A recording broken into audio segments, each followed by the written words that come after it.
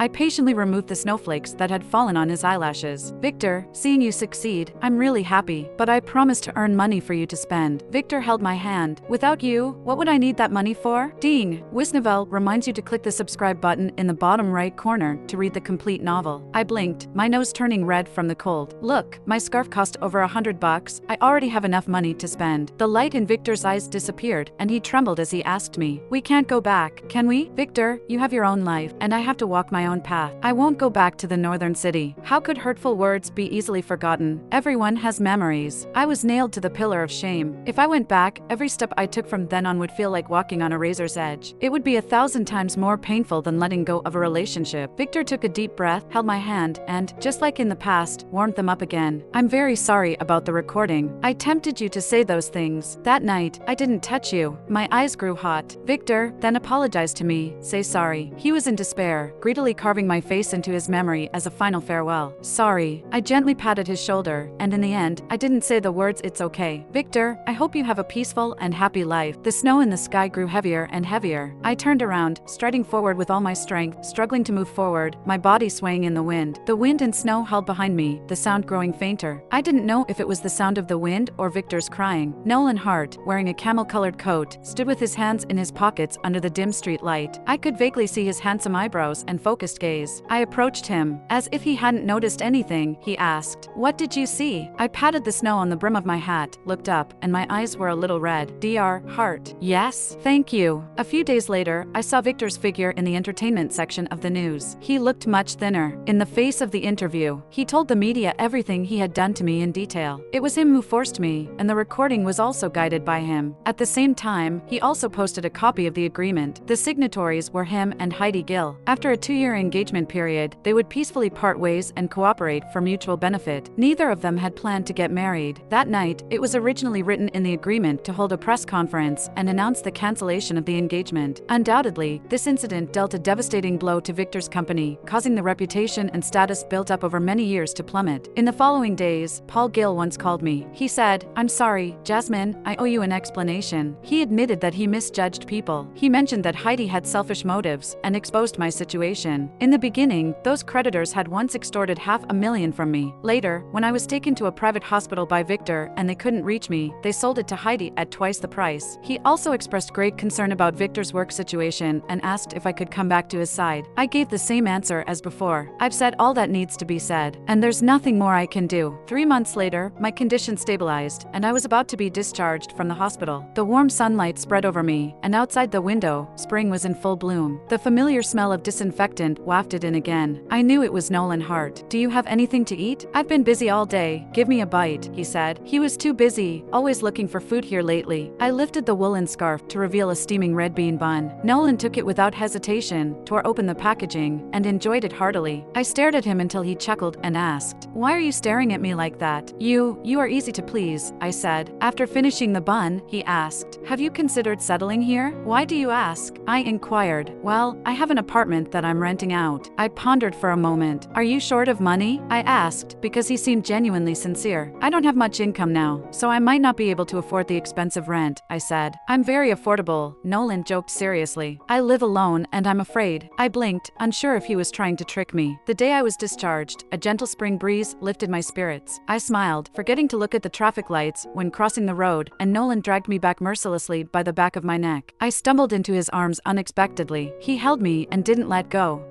I started. "Yeah, I'm pursuing you," he replied softly and casually, with a slight smile, as if he was commenting on the weather. Thump thump. Children in the distance played with their toys, laughing and making noise. Thump thump. It was the beating of my heart. My voice trembled, but I bravely raised my head and looked at Nolan. "I have loved someone for many, many years. I'm not sure." The wind tousled Nolan's hair, and his eyes were gentle. "Miss Fisher, I have also loved someone for many, many years. Can you give me a chance?" At that moment, my eyes became a little moist. I'm not well. I've been ill, and my body." I hesitated. "Miss Fisher, you once said that you want everyone to be happy, including yourself." Nolan blinked. "I hope your wish comes true." A breeze blew by. Sunlight broke through the treetops and landed on his eyebrows. The spring that I once thought was out of reach, I didn't know when, had bloomed everywhere, and the colors of spring were in full swing. In the winter of the second year, Heidi's company announced bankruptcy. Those who had bullied Jasmine Fisher before were also sent to prison by Victor Wilson. After several crises, Victor's company finally finally made a comeback. On this day, Victor sat alone in the office for a long time. Outside the window, heavy snow was falling, and the car lights downstairs formed a continuous line. It had been half a month of continuous work for him, and everything seemed like a lifetime ago. He suddenly remembered that it had also snowed on this day a year ago. Jasmine appeared at a class reunion. At the moment she saw him appear with Heidi, her eyes were filled with astonishment and panic. He had recalled that scene countless times in his dreams. He had also made countless changes in his dreams. He had broken off the engagement in advance and called the police when the manager tried to drug her. He did not force her to drink, nor did he say harsh words to her. Just as Jasmine had expected, they had a decent reunion. Jasmine came back to him, curled up in his arms in the middle of the night, telling him about the past and shedding tears of grievance. Victor held her, kissed her, comforted her, and proposed to her. Later, they had a home. He and Jasmine took wedding photos. In the photo, she was smiling beautifully, her fingers intertwined with his. Every time he woke up from a dream, lying alone in bed, listening to the ticking of the clock moving forward, he would realize that time was moving forward, but Jasmine would never appear in his remaining years. She had completely left. On that snowy night in the southern city, Jasmine wished him a peaceful and happy remaining life, with sincere and calm eyes. She said she would not come back. She felt sad for not having a decent reunion. Her eyes were red as she spoke. Because he had hurt her, she decided to leave. She did not blame him, but she resented him. The phrase peaceful and happy remaining life was like a gentle knife, deeply piercing his heart and bringing an enduring pain that could never be worn away. Due to irregular sleeping habits for a long time, he developed stomach problems. When his stomach acted up, the pain was unbearable. On this night, he woke up from a dream again, lying on the cold bed, with a cold moon outside the window. He vaguely remembered that it was like from a past life when Jasmine had accompanied him to look at the moon. He suddenly missed Jasmine and booked a ticket to South City the next day. After a year, he set foot in the same place again, and the weather was still the same. It was windy and snowy. Pedestrians hurried on the road. Victor found an apartment following the address. As the day was drawing to a close, the lights in the second-floor unit were still off. Victor stood in a corner and waited. Half an hour later, Jasmine's voice came, gentle and sincere. "The beef stew at that place isn't good. Next time, you buy some beef and I'll cook it for you. Ariel also likes it. We can ask her to join us for dinner." Victor instinctively looked over, and that familiar figure suddenly caught his eye. She was wearing a small white hat, maybe a pink hat, or a gray one. Anyway, it was covered in snow, leaving only white. She had gained some weight, walking in the snow, no longer swaying. Beside her was a tall figure, wearing glasses, always looking at her gently. He raised his eyes slightly, and his gaze fell on Victor, suddenly frozen. Two men stood in the snow, neither saying a word. "Hey, Nolan, did you hear what I said?" It was the familiar tone, but she was speaking to another man. Nolan withdrew his gaze. "I heard you. You want to make beef stew, but last time you burnt the pot, and I haven't bought a new one yet." Jasmine drooped her head in frustration. "Oh, I'm sorry." Nolan patted the hat on her head, as if patting a cute big bear. "You go home first. Our son hasn't been fed yet." "Where are you going?" "To buy a pot." "What about the beef?" "We'll buy it together." "So urgent?" "Yes, we're having it tonight." Jasmine ran into the hallway. Only then did Nolan look over. Victor had nothing to say, so he said, "Congratulations." Nolan smiled. "Thank you." Actually, he knew Victor had misunderstood. The son referred to their cat, but Nolan didn't want to explain. Last year, when he brought Jasmine down to make a snowman, he had given Victor a chance. Regardless, Jasmine and he had already ended. They should both be well. Her condition? Her condition is stable. Nolan was very direct. She has a good temper, doesn't get angry, and is a very nice girl. Victor knew she was doing well, because he knew what Jasmine was like when she was happy. Nolan's gaze pierced through the lenses, sharp and scrutinizing. "Mr. Wilson, how long have you known her?" "Exactly 14 years. In that case, you understand her better than I do. Her birthday is coming up, and I want to get her a gift. Snacks, especially puffed food. She doesn't like chocolate." Victor blurted out without thinking. Nolan nodded businesslike. "Thank you. Exactly 14 years. You understand her better than I do." These words expressed Nolan's dissatisfaction with him. If he really understood, why did he hold such deep hatred for Jasmine before? Why did he make her suffer so much in the days that followed? "Victor?" A clear voice cut through the wind and snow. Victor suddenly turned his head to look. That face he had longed for day and night suddenly appeared in his sight. Even the curve of her smile was exactly the same as in his memory. Jasmine held an umbrella, and a look of astonishment filled her eyes. "Why are you here?" Victor's heart ached as he saw clarity and composure in her eyes. She had let go. He fell silent for a moment and said, "I'm here for business. I ran into Mr. Hart and we chatted for a bit. Just passing by the neighborhood." Jasmine was a little puzzled. Nolan asked her, "Why did you come down again?" Remembering something, Jasmine handed him the umbrella. "I saw that the snow was too heavy, and I was afraid you might catch a cold, so I came down to give you the umbrella." As she spoke to Nolan, a faint smile played at the corner of her mouth, and warmth filled her eyes. This scene stabbed at Victor's eyes. "Would you like to come in?" in and have a seat?" Nolan asked politely. Victor smiled and said, "No, I have a flight tonight and I'm in a rush." Jasmine wrapped her coat tightly and suddenly remembered something. "Wait for me." After speaking, she turned and ran into the building. Nolan remained expressionless and followed her upstairs. Victor waited downstairs for a while, and the snow kept getting heavier. The sky was gloomy, weighing down on his spirits. His stomach began to ache again. Paul Gill called, "Victor." He hesitated. "Your test results are out. It's stomach cancer." Victor stood still, not knowing if he had heard it or not, looking up at the vast snow, and murmured in response, "I see." Then he hung up the phone. He stood there like nothing had happened, continuing to wait, his eyes fixed on the doorway. A warm light shone out from inside, casting a trapezoid on the snowy ground. After a while, Jasmine came down alone. Nolan wrapped her up like a clumsy cotton ball. She struggled over, carrying a red box, and handed it to Victor. "I baked these cookies myself. Take them for the road," she said. Victor took them, suddenly remembering how Jasmine used to love baking cookies many years ago. Back then, they were hard to swallow, with a lingering taste of raw eggs after baking. He ended up eating all the failed attempts. She really had no talent for cooking. Victor even joked that Jasmine was banned from the kitchen at home. But in the blink of an eye, she became quite skilled at it. Jasmine sincerely thanked him for the donation. Victor knew that their organization was helping people with mental illnesses and difficult lives, so he made a donation every month. He kept only a small portion for living expenses. Victor said, "You're welcome," then stared at her. "It's cold. You should go back. I probably won't come here again." Jasmine smiled. "How could that be? I'll have to invite you for future award ceremonies." Victor felt a lump in his throat and remained silent. She turned around, her snow boots crunching in the snow. Just before entering the door, she turned back and called out to him, "Victor." He looked up immediately, his heart suddenly coming alive. He waited for her to say something, but Jasmine just smiled at him and said, "Happy New Year." Just a simple New Year's greeting, not even a wish for health and happiness. Victor's heart returned to silence. Standing in the cold wind, he replied calmly, "Happy New Year."